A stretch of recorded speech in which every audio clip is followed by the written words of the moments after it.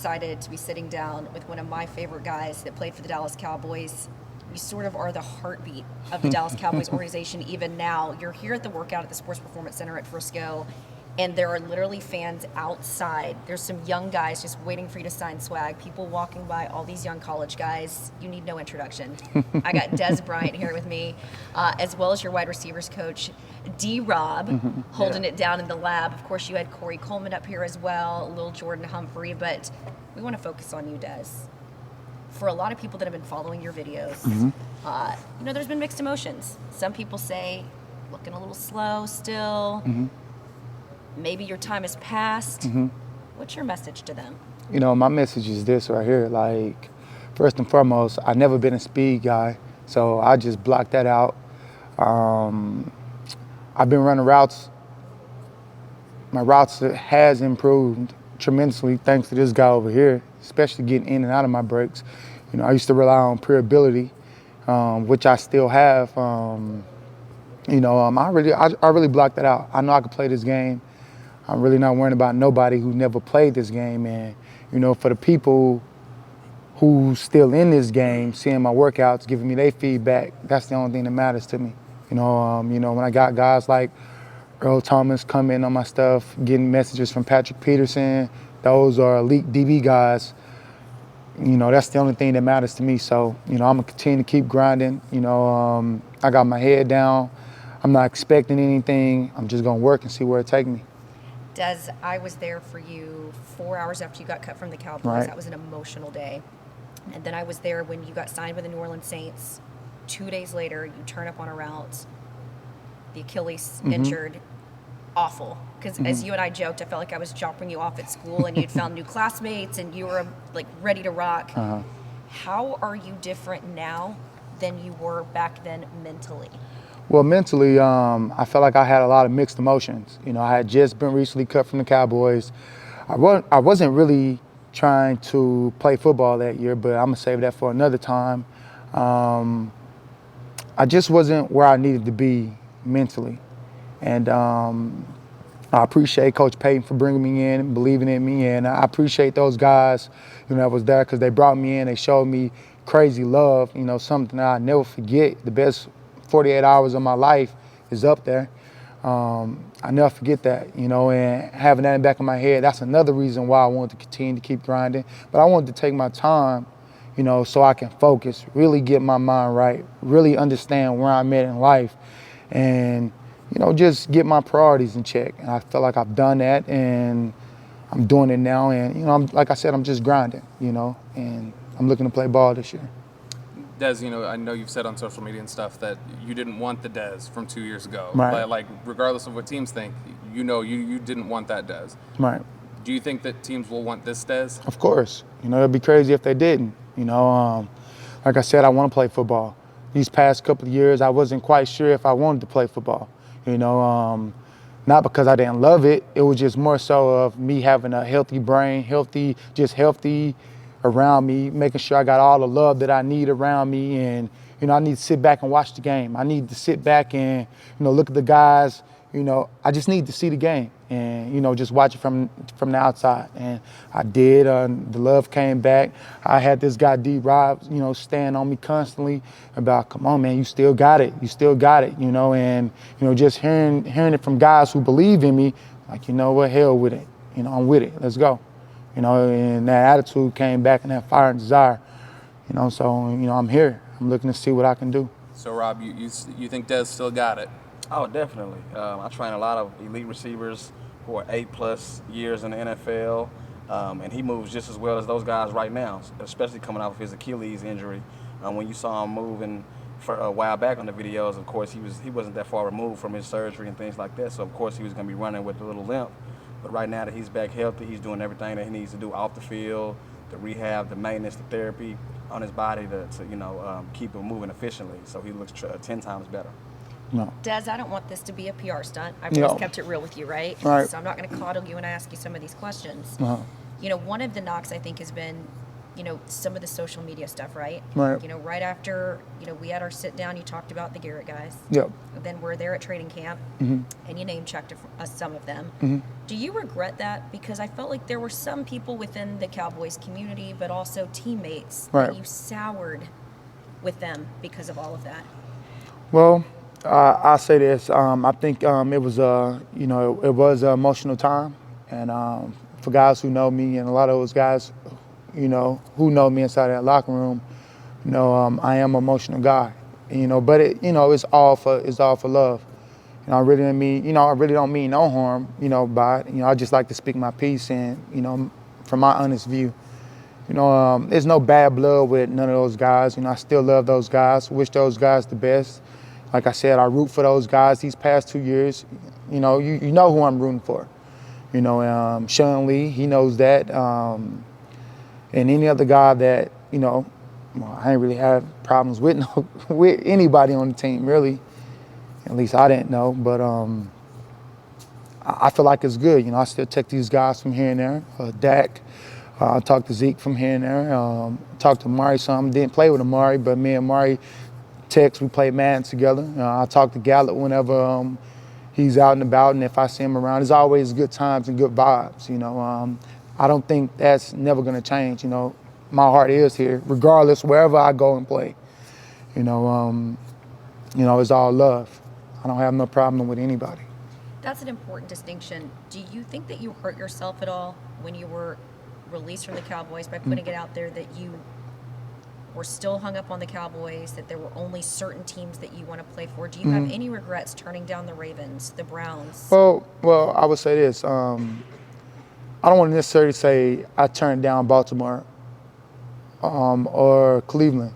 It was a good reason why I didn't want to play ball. Like I said, I wasn't mentally there. And Coach Payton, he was on me he was really coming at me more than those other teams. So I'm like, man, hell with it. He giving me that opportunity to get myself together. He wasn't just gonna throw me into the fire, and he kept it real with me. So I think it was a no-brainer, for me just to even attempt to try it. So that's what I did, So I don't want to say I turned down the Ravens. I would have took that deal in no time if my brain was there. I would have went with Cleveland in no time if my brain was there, but it wasn't. So, I didn't want to disrespect the game, and I didn't want to disrespect myself. That's just who I am. That's just who I am as a person. What have you done to get your mind right? Be around my family. Be around the people who love me. Focus on my projects. The things that I'm working on. Focusing on the things that I can control. Just reflecting back on a whole bunch of stuff. Like I said, I honestly felt like by me being away from the game, it helped me in a sense, and I took everything in. I feel like I'm where I need to be. I think things happen for a reason, and I'm gonna go with that. Dez, when you talk about this comeback and the work you've been putting in with D-Rob, and everybody wants to see that because, like you said, you were somebody who's getting by so much on your athleticism. And maybe they see you putting in the work now and they go, yeah, but Dez, you're 31, you're coming off an Achilles. We'd still like to see that athletic ability. I know you've started working with Bobby Stroop over at APEC, who's been really instrumental in the way Patrick Mahomes has come along. I guess talk a little bit about, what you're hoping to accomplish with that work with APEC and how those workouts have been going. I'll tell you this, Bobby is tremendous. I think he's exactly what I need, just like D-Rob. Bobby he's one of those, it reminds me of college and back when I was in high school. Like I can hear Coach Glass' voice. I can hear Bobby's voice. Bobby in tune to what he do. Like he's gonna bring the best out of you. He's gonna make you feel like doing it when you don't want to do it. You need those type of guys around you, and that's Bobby. He care about his guys. And he tell his guys the truth, and that's what I like. The truth puts you on your heels at all times, and I think that's what I'm used to, and that's why it's so easy for me to, gravitate to Bobby. So I'm actually looking forward to seeing Bobby tomorrow and getting some work in with him. Now, Rob, I know you said Dez has still got it, and he's still got that ability. But when you're out here and you're working, like, you guys are talking all the time, and you're taking in things from him, and you guys are figuring out the best way to run these routes and everything. Where do you still think Dez needs to improve on this way back? Where would you isolate somewhere as like, this is something we're still really trying to tighten up? Well, I would just say just the top end of his routes, just the top end of his curls, comebacks, his arms, and just keeping his foot up under him on his speed cuts and his speed outs. Those are the things that I see he can improve on. But he's got tremendously better coming off of the ball, and he's gotten better at bringing his arms with him at the top of his routes. He looks more smooth and fluent. So it's there. It's coming. Right now, we're about like 80% where we need to be. Right. So if you have a lot of connections with receivers and coaches around the NFL, and if one of these teams was considering Dez and they said, hey, Rob, we really want to consider talking to Dez or want to look at bringing him in, give us your assessment of where you think he's at right now. Where would you, if you were giving them an honest assessment of where you think Dez is at in the comeback trail, what would you say to them? Well, I'll tell them, Coach, he's a lot better shape. He's about 80-90% where he needs to be. He's a great team guy. He'll be a great receiver to have in the room, to show the young guys the ropes, teach them how to be a professional, teach them how to win on certain scenarios in their route running. So I definitely think that he'll be an asset brought in on any team that brings him in, because he adds that experience value along with the passion and the energy and the heart that he has of playing the position. And I think he'll turn that whole receiver room into a war zone, because everybody will, will be ready to attack and play like how they need to play. All right, let's talk about some of the other knocks, Des, because I Gotcha. talked to GMs around the league, I talked to coaches. One of the things was being on time, and that's important when you've got young guys in a room. They're Right. trying to build up the next crop of young wide receivers. They look to the veterans. Right. Showing up to the physical therapy treatments Yep. was another knock on you. Right. And just putting in the work on your body. Right. Are those things that you're prepared to do for the next team and that you've now realized the value of? Of course. Like a lot of those things that you mentioned, I think that's a lot of things that was in the beginning of my career.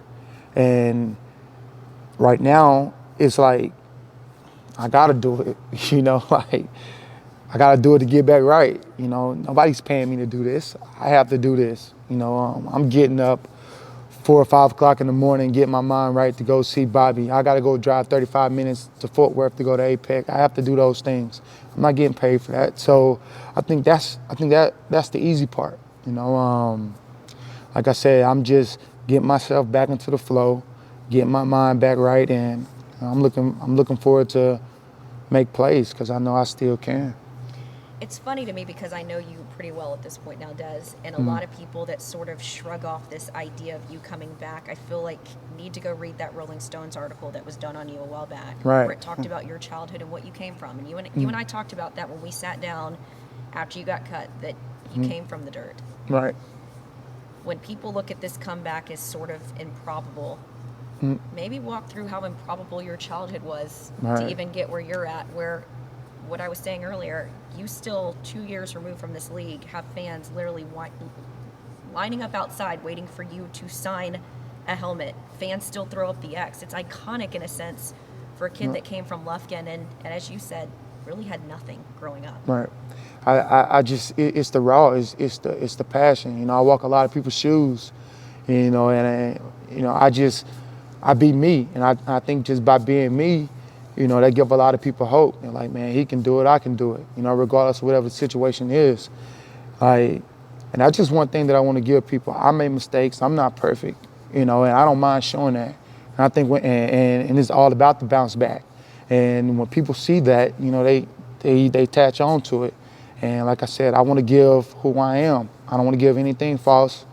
If I fail, I fail. Hey, look, we tried, but that don't mean that I'm, it's over. And that's just the attitude that I'm gonna forever have, and it's just gonna remain the same.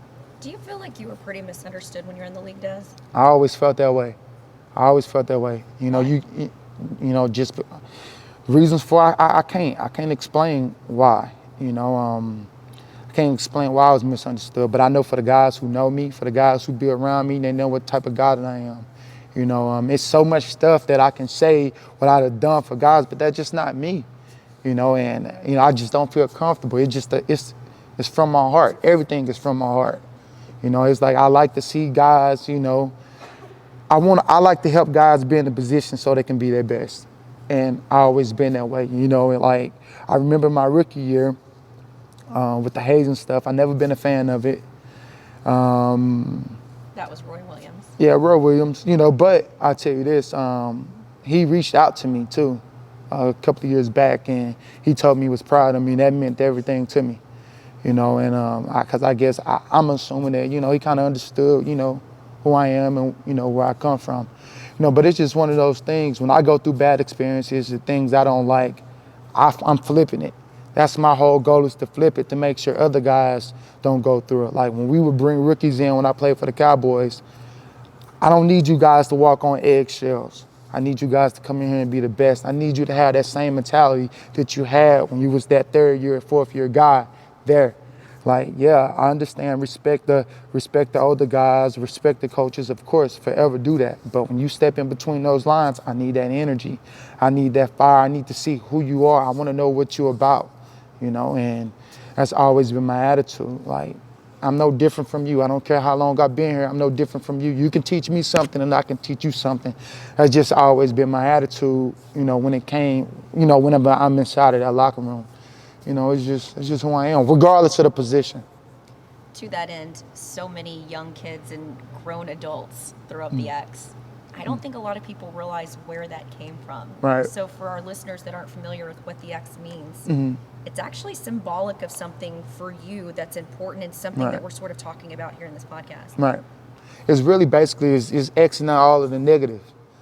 Just focusing, being laser focused, and knowing that, you shouldn't let other people's opinions weigh on you, because we do. We all have different brains, and God gave us that for a reason, and it's just, that's the meaning that I put behind it. But I did throw up the X because of Dante Hall. I just wanted to put my own meaning behind it. Man, hey, look, I get a lot of crap, but I know who I am as a person. I'm gonna X this out, and I'm gonna stay laser focused. And I'm going to, my biggest goal is to be me, not change who I am, but just continue to keep being me and let people see who I am, for themselves.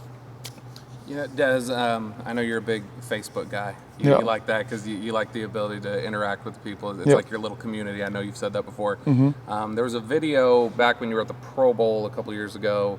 It was a video stream, and somebody had asked something in the comment section. You said, I'm going to tell you this right now. He said, you guys can tell the whole world, the day I'm done playing for Dallas is the day I'm done playing football. Right. And I know you said you were in a bad headspace after the release from Dallas. Do you still think that's true, or are you still so committed to it, this has got to be Dallas for the comeback, or are you happy to go elsewhere? Well, I'll tell you this. I'm going to keep it all the way honest and blunt. I would love to have that opportunity, just because it's not so much of, I just want to play for Dallas. No, I understand. I see what they have. I see the talent that they have. They have Amari Cooper, they have Michael Gallup, they have Cobb, they have Dak, they have Zeke, they have Pollard, they have a loaded offense, they have Jarwin.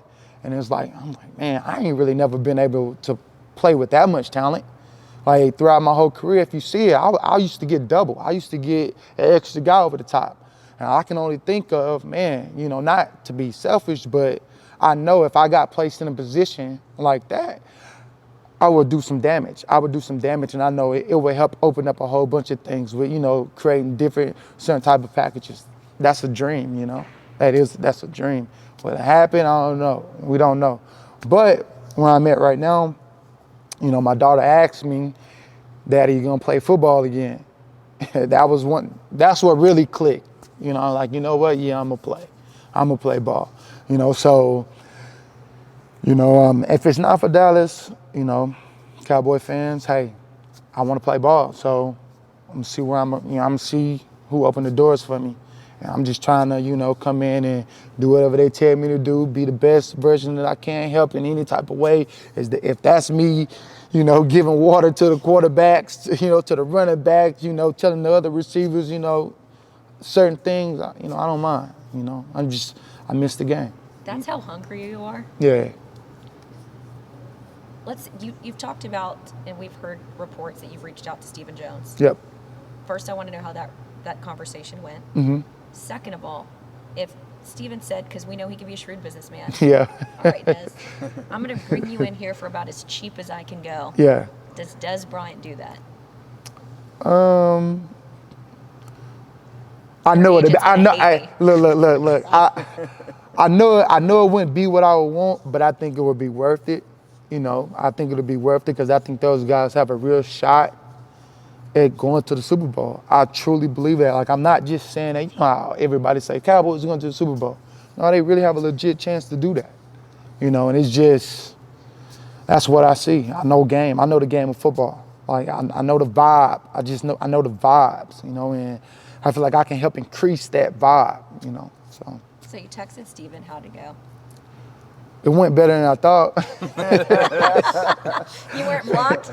No, I wasn't blocked, so that's a good thing. You know, I texted him and I spoke my mind. I just basically just told him, you know, where I'm at in my life, you know, how I'm feeling. You know, I had time to reflect and all that stuff. Me knowing Mr. Jones, Stephen Jones, he'd have been like, hey, Dez, you know, I hope the best, but we'll be going in a different direction.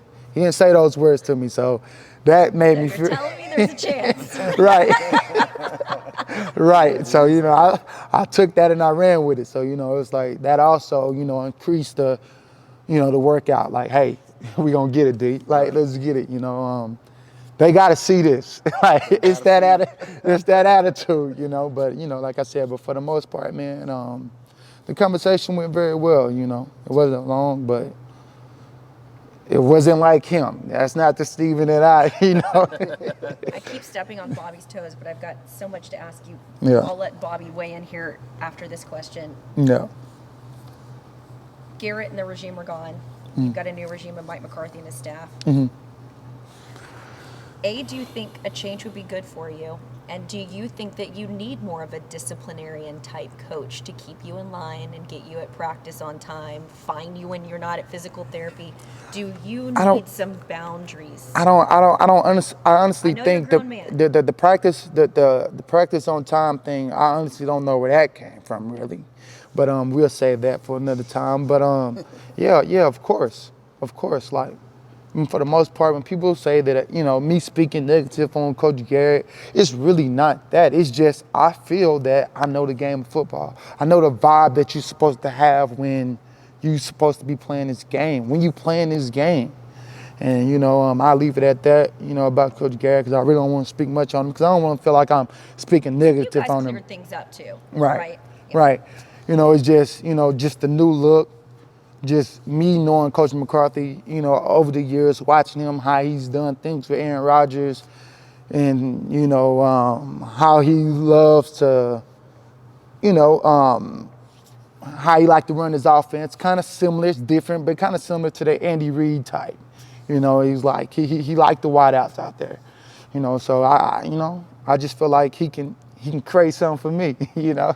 And he did say Dez caught it. Yeah, he did say that. So He finally acknowledged that. right. So, you know, that instantly made him a real one in my eyes. So, you know, so Well, yeah. you were one of the last. I mean, there was the negotiation with DeMarcus Lawrence, but you were one of the last real like franchise tag standoff guys that the Cowboys had. And there's, I think, some concern or some uneasiness in Cowboys Nation right now about they're going to franchise Dak, and they're going to be too far apart. This is going to get contentious. Everybody always likes to hear from you in general, your thoughts on things with the Cowboys. So what do you think about the idea of getting Dak locked up long term? My opinion, just my opinion. Yeah, you have to lock Dak up. You know, Dak, he got these things that you can't teach. You know, and a lot of people don't have it. You know, he's real great with the guys in the locker room.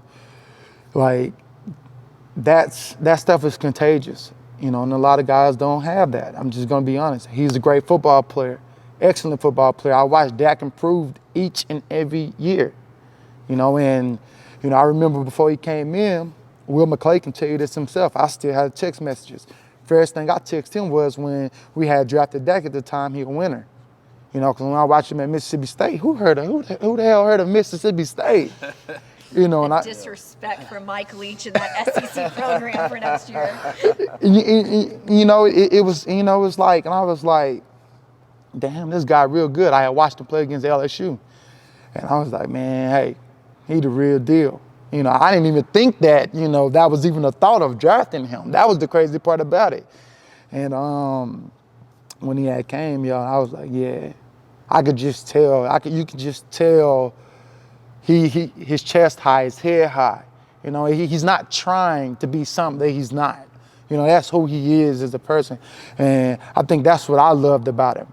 And when you like that, God's gonna naturally follow him. I'm a lot older than him, but I'm like, yeah, I can follow behind that guy. Well, and see, that's interesting because you were there for, of course, a lot of your career.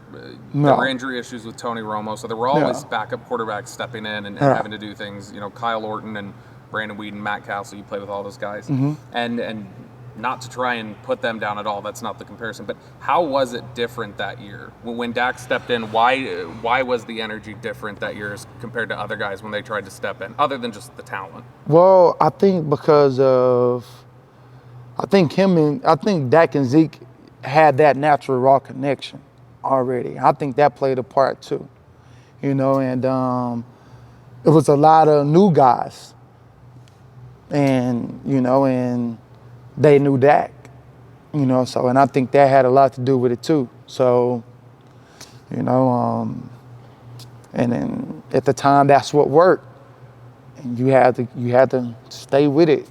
Nothing towards Romo, because Romo, he was excellent in his way, and Dak is excellent in his way. Either way would have worked. So, and you couldn't go wrong. Now, and I am just curious because this is the raging debate on social media right now. Yeah. So Kevin Sherrington from the Dallas Morning News had polled Brad Sham, Babe Laufenberg, and Gil Brandt and said, give me your top 5 Cowboys quarterbacks of all time. All of them, I believe, put Dak ahead of Tony. And so now it's become this kind of raging debate of, whose legacy is becoming stronger. Obviously, a lot of it's projection with Dak because he's so early. Yeah. So if somebody was going to say, Des, we need you to weigh in here on greatest quick. quarterback. I'm not.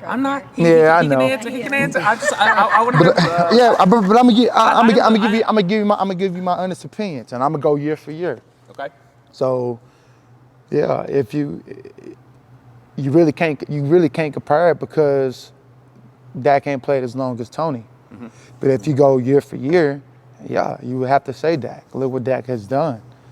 Shit, my bad, but No, you're good. two out of 3 years, he's been to the playoffs. And you just got to give that to him. And look at his win-lose ratio. He's won way more games than he done lost. So. You don't have to tell me. I'm the president I'm of the just- Dak Prescott He really fan is the club. president I of the am. Prescott I am. fan club. I He's lead. the I official lead the president. charge there. All right, I've got to ask you this then, since Bobby touched on it. You got yourself in a sort of contentious contract negotiations with the Jones family, and I can't imagine that they're the easiest to go against because you've got the public sentiment. It is the Cowboys. We're talking about it ad nauseum. People are now saying Dak Prescott is greedy.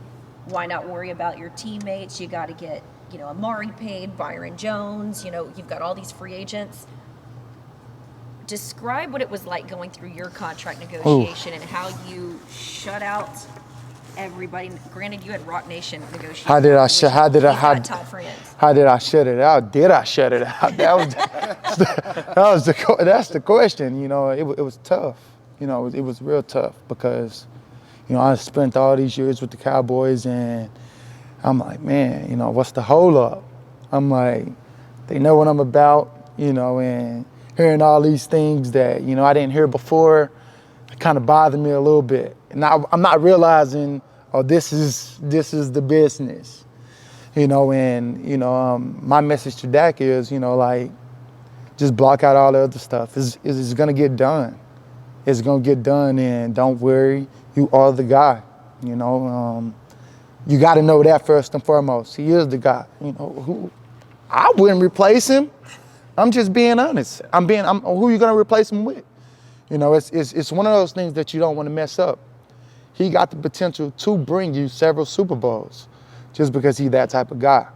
And, like I said, I pray that, Mr. Jones, the whole entire Jones family, understand that, know that that's what you want. That's what you want leading your franchise.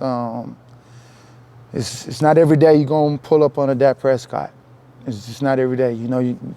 First round, second round, that stuff don't mean nothing. Don't get caught up in that. He got something that can't be coached. And you know, I'm not just shooting smoke. And look at DeMarcus Lawrence and Zeke, how contentious those things got, and they both got paid. Yeah.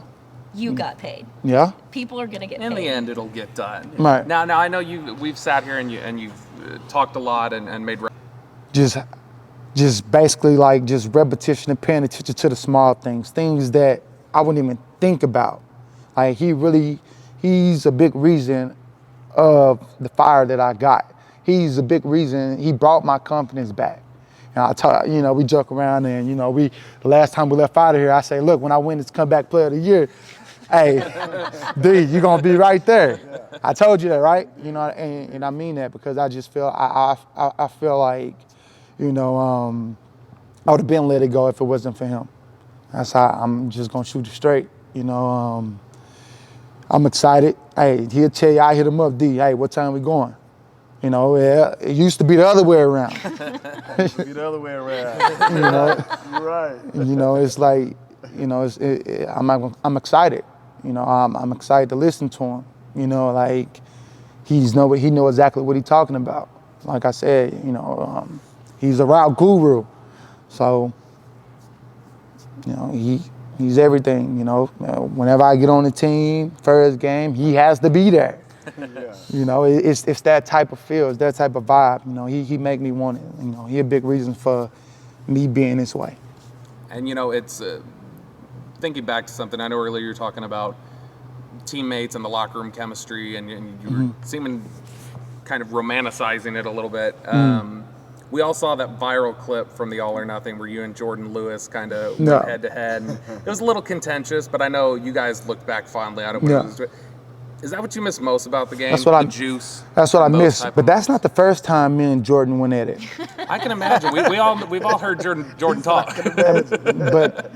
but when Jordan was a rookie, and because Coach Garrett was sitting there, so a lot of coaches were sitting there, and I remember I had beat him on a slot fade, and we was getting ready to run another play. I forgot who. I want to say it was Byron who stepped in front of me. Jordan moved Byron out of the way, and he was like, "Nah, I want him." I instantly fell in love with Jordan. I did. I instantly fell in love with him because I was like, "That's what we need. This is what we missing on the defensive side of the ball." And I used to always step on the table for him. Jordan needs to play. I don't know why Jordan not playing. Like, the practice stuff, that don't bother me. Yeah, we're going to get into it in practice. We're going to fight in practice. But I know when game time comes Sunday, hey, let's get this shit. Hey, yeah, it's that type of attitude. Right, you go to war, it bring you closer. It was those things. Like, still to this day, I'll talk to Jordan from here and there. Like, I forgot this little facility that I was going to right around the corner from here.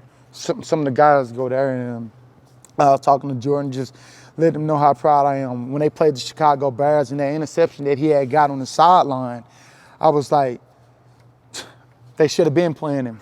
I'm literally sitting on my couch and I'm like, they should have been playing him, because this is the type of guy that he is. And this scoop and score against the Giants, he just had that knack for the ball.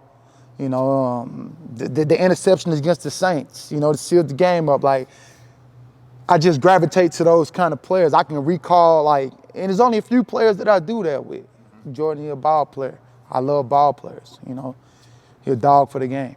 I got to tell you, it's hard listening to you talk about your passion for the game because I sat down with Tony Romo at Super Bowl, and he's just as passionate. And I think about DeMarco Murray when I talk to him, to not see you guys, Jason Witten, throw him in there, to not be able to get something done.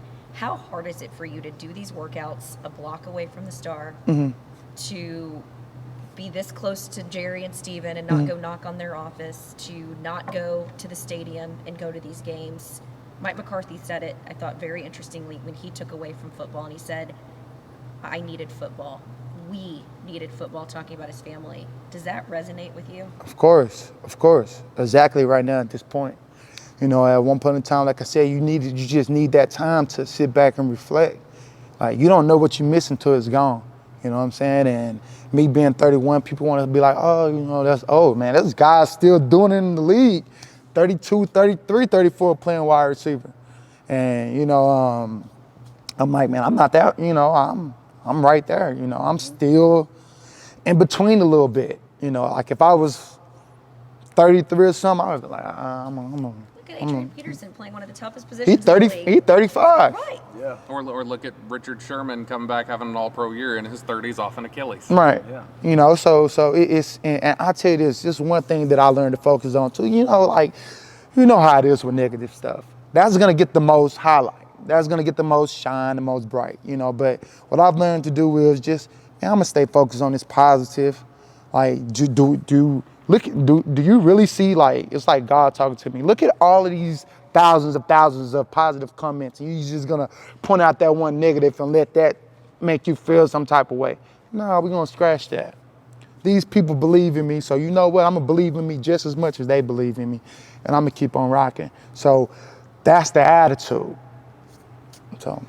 I love that, Dez. Dez, thank you so much for sitting down with us. I know Yeah. it's been a while. I always feel like when we can sit down, sometimes I feel like people can sort of see that side of you that doesn't always get projected. Social media isn't always our friend. Right. But I think the people that do know you, to your point earlier, they know what you're about.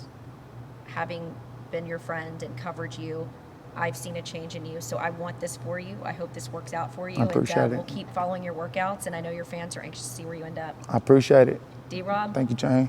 you the man.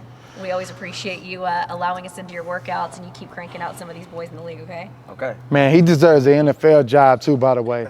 Well, I'm kind of selfish because, if he do that, then it's going to be tough for your boy. You ain't got No, access to because me. then that'll get you on that'll for sure get you on the roster because then Rob's calling the shots. Right.